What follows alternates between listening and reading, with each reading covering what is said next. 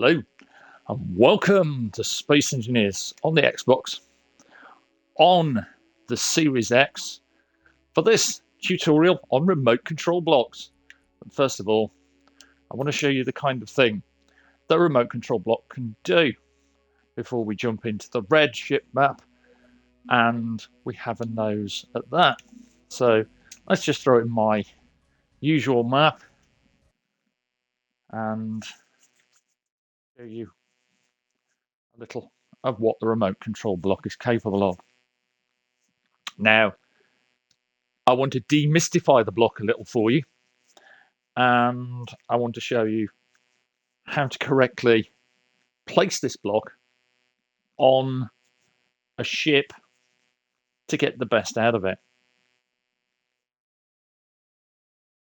Also, I want to show you that the block is not as scary as it might appear for first time use.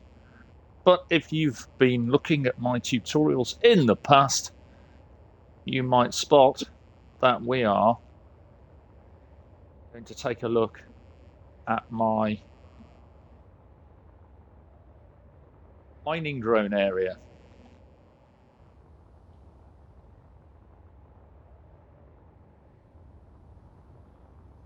And currently, at this point in time, we have one of my mining drones from the original, well, cargo drones from the original tutorial.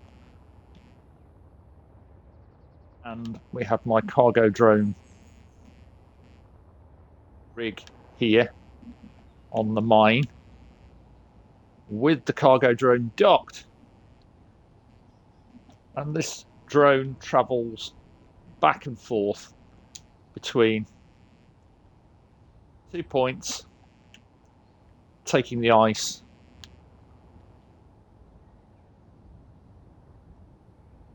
to its assigned cargo space. There it goes.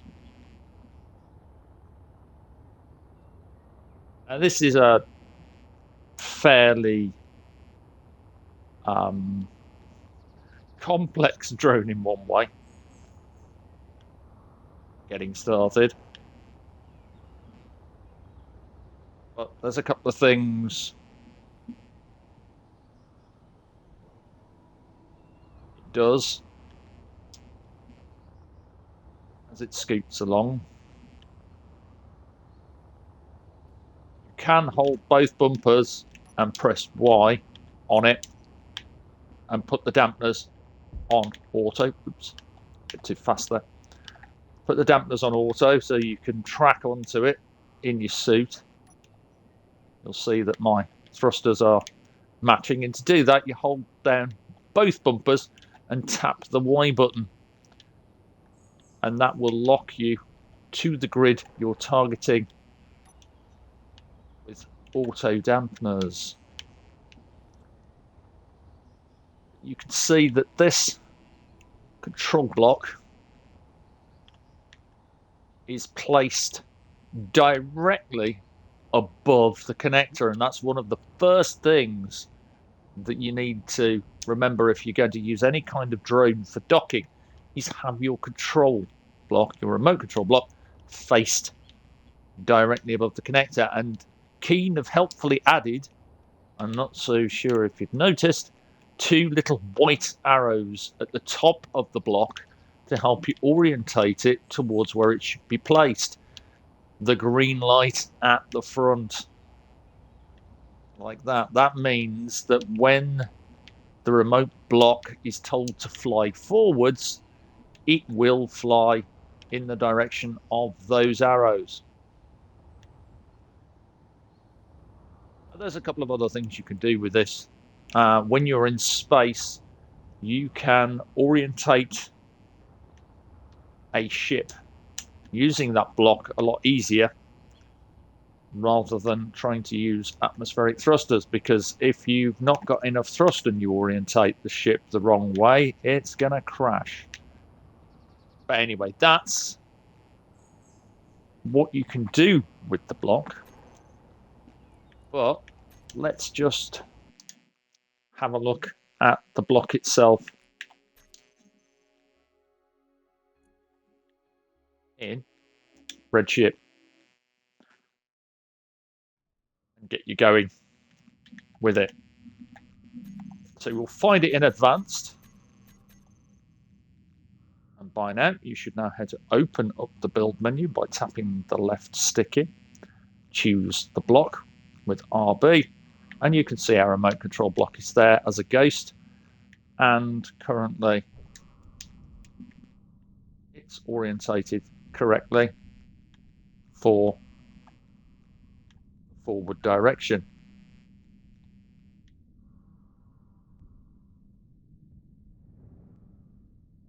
The block on itself isn't going to do anything.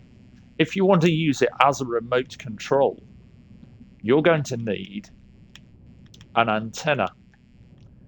Now, when we do this on the blue ship, it won't let us do it until we delete the antenna off the blue ship and put it back. It's a lot easier than messing around trying to change the grid to my ownership. So now we orientate it the correct way, and if you look, you see those two arrows and the green light, or rather the light. That is the correct way for the block to go. If you look at the bottom as well, you can see,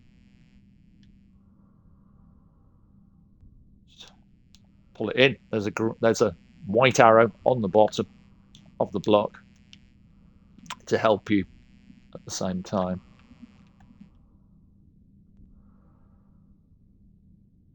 We drop that down. That is now connected to our grid, and that blue ship could now be remote controlled. And not many people know that there is a remote control built into the suit.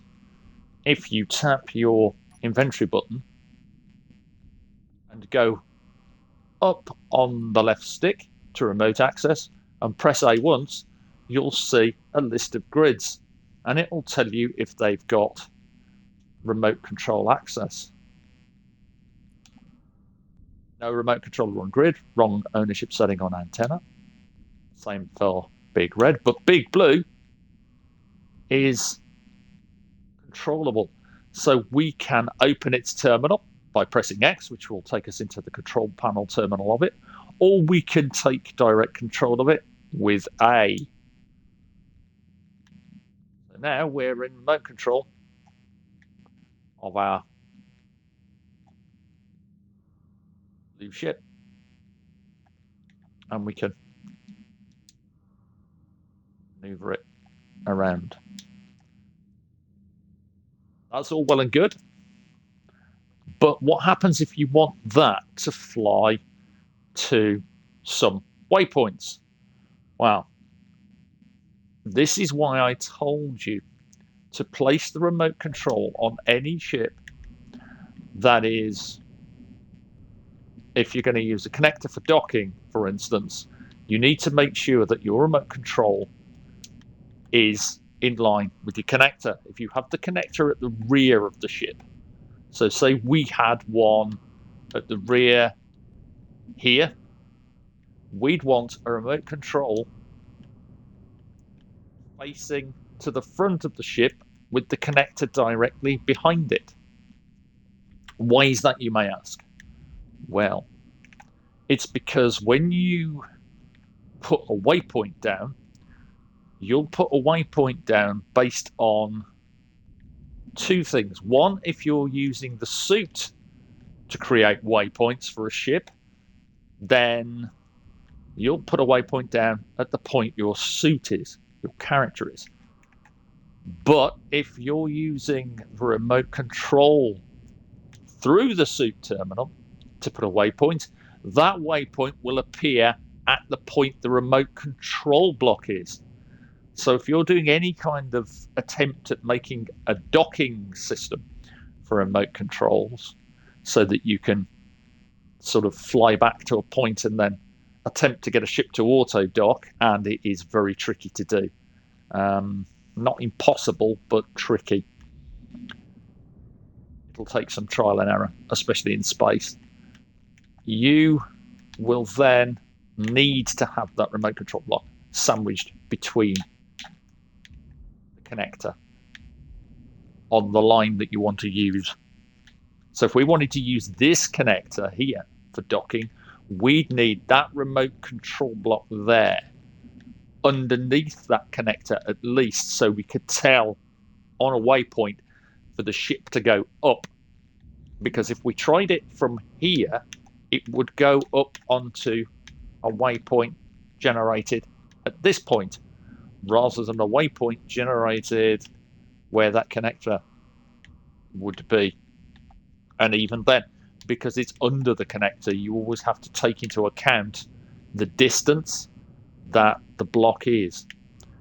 But for basic waypoint remote control, if we take control of this ship, I can show you what I mean. So we're just going to make Big Blue here do a couple of things. We're going to go back onto its remote access. We're going to take control of it.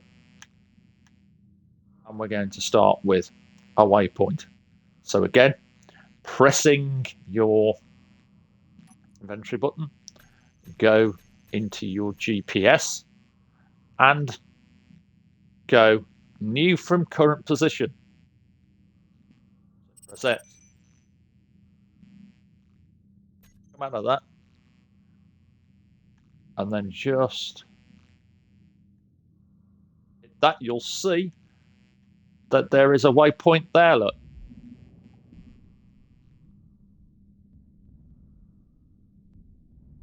And after a point, the remote control will cut out if you're too far away. So bear in mind to stay in range. And again, to do that, you can lock dampeners on, or you could even put a control seat on the ship, sit in that to create more waypoints. But we'll reconnect back to our ship and we'll pop down another waypoint. So that's 2 waypoints so far.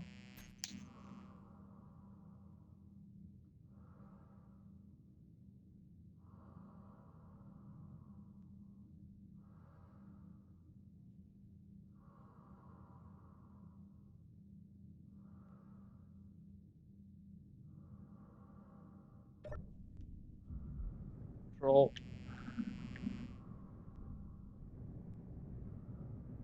Said one of the other ways to do this is to lock the dampeners onto the grid, and then when you go into remote access, you'll follow the ship. And so a third waypoint here. Now we have some waypoints. We have 3 waypoints that you can see. If I hold down both bumpers, the names of the waypoints will appear. That is all well and good, but that will not get the remote control to do anything. So we need to jump into the grid. Remember, we've got a remote control on that grid. So again, we can go remote access, Big Blue, and press X. We're now on Big Blue's terminal. So we just want to look at Big Blue's remote control. And it can control thrusters, control gyros, dampeners, and it's our main remote control. We can take control directly.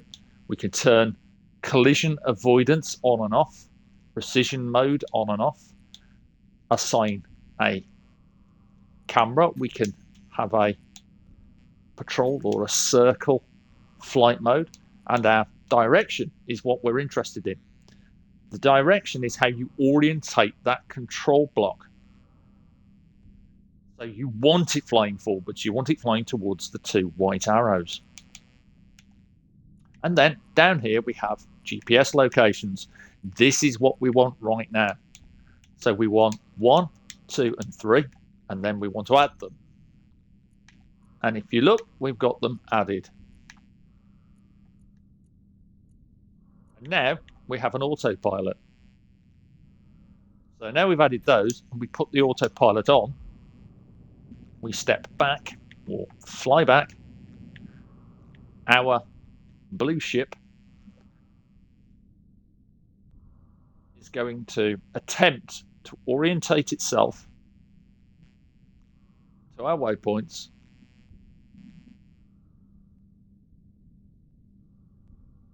but nothing is going to happen until it gets close enough. It's flying forwards. So now it will turn again. It has to reach the waypoint with the remote control. So it's not doing it based on where the ship is, it's doing it where the remote control is. That's why it took a while for it to turn and then move forwards, because it had to reach that point, like it's doing there on the remote control. All things to remember if you're going to set up any kind of automated remote control flight. It's always based on the position in 3D space of the remote control. And you can use the waypoints to change the orientation of a thing. So let's say, for instance, this waypoint here,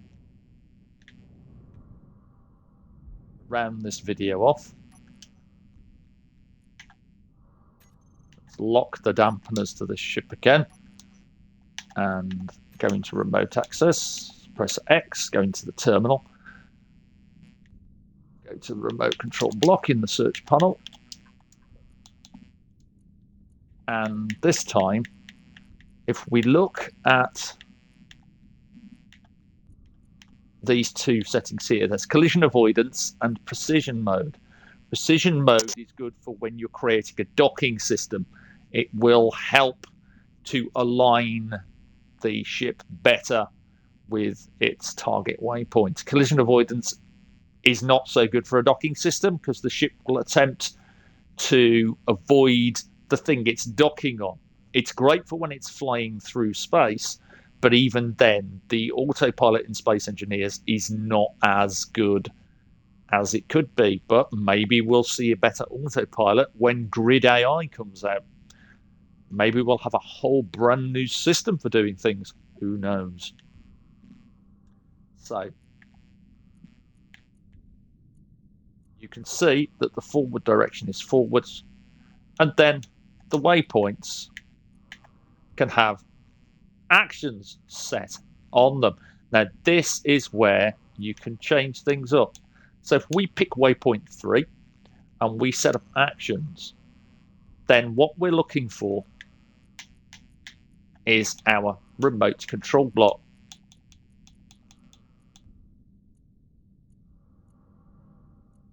Like this. When you select your remote control block, you can see that it will open up yet more options. And if you look, there's an absolute ton of them. So you can turn precision mode on, off, etc., etc. And you can set a number of these on to the toolbar of the remote control. But what you're looking at is its direction. So we could make the ship fly backwards when it reaches waypoint 3.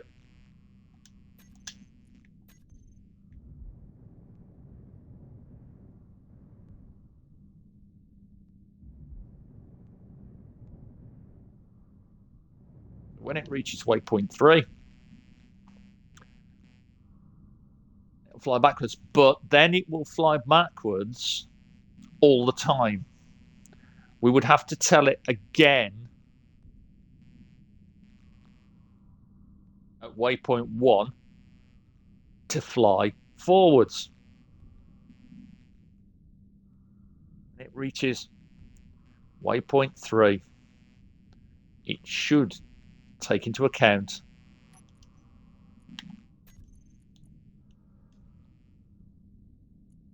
backwards flight.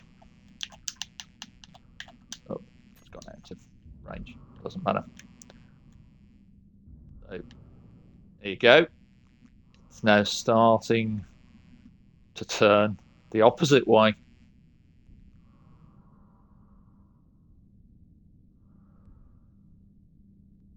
Fly backwards. And you can use this if you've got a cargo drone or something in space that you need to orientate to the correct direction. Because we haven't told this ship to fly forwards again, it won't fly forwards now until we tell it otherwise. So if we want it to fly forwards, we'd need to go back to our remote access, back to that grid, type REM in the search box to get to your remote control quickly, go down to your waypoint, and we want waypoint 1, set up actions, come down onto our remote control again.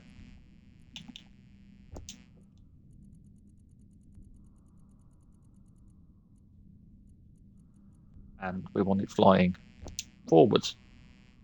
You can also turn the autopilot on and off, or trigger timer blocks. So you can make complex docking systems, such as the one I used for the cargo drone that at the start of this video.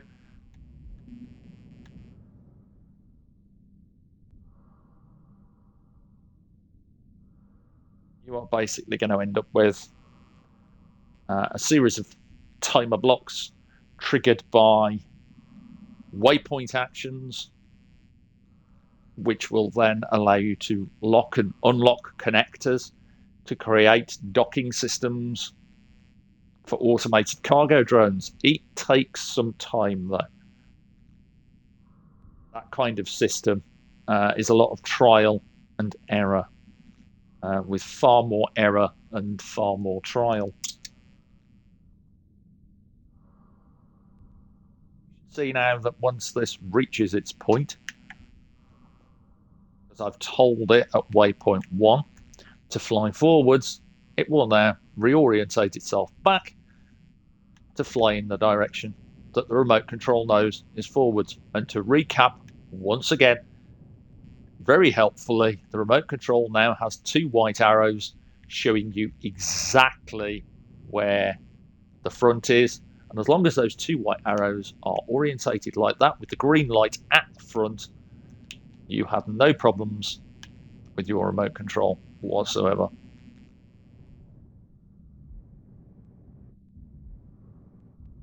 See that remote control is pretty much close enough. It's not using precision mode, so it will miss its waypoint by a margin until we put precision mode on. Then it will try and orientate to the waypoint properly. And if you're going to do any kind of docking, always make sure that you've got precision mode on when you're trying to get your automated drone or ship to dock to a connector. And there you go. You can now see that because it's reached the 3rd waypoint, the remote control is telling it to fly backwards, so it will fly backwards and then forwards at point 1. And that's it, really. That's the remote control in a nutshell. That's how the remote control works. That's how to place it correctly on the grid. That's how to manipulate it using the built-in remote system of the suit, and how to program 3 separate waypoints using that system to get a remote control to automatically maneuver a ship or a drone or whatever you built on to those points. Now, there's one thing that a remote control can't really do properly, and that is maneuver a grid in gravity with wheels. That's one of the other things to bear in mind. It just doesn't work. You can kind of do it if you trick it by making the wheels face downwards and giving them no friction, but then it kind of turns into a slalomy, hovery kind of weird thing, and it's very imprecise. One of the other things to bear in mind before I close this out is that if you are using a remote control, you need thrusters in every direction. This also accounts for gravity, like Earth. A lot of us like to ignore the top thrusters here on an Earth-like planet and just use the planet's natural gravity when we're designing ships. But as long as you put one or two thrusters on a grid that has a remote control, it will function correctly. The remote block requires thrusters in all directions to work. And that's it. That's the remote control basics for space engineers. Like I said, there are numerous complexities you can layer onto that. And at one point, I may do a video on how to make one of these orientating space-based cargo drones that delivers cargo from one point to another. Until then, though, stay safe, take care, have fun, enjoy the game. Keep on looking out for news on Grid AI. We shall probably see something fairly soon. That's all I have time for. Bye for now.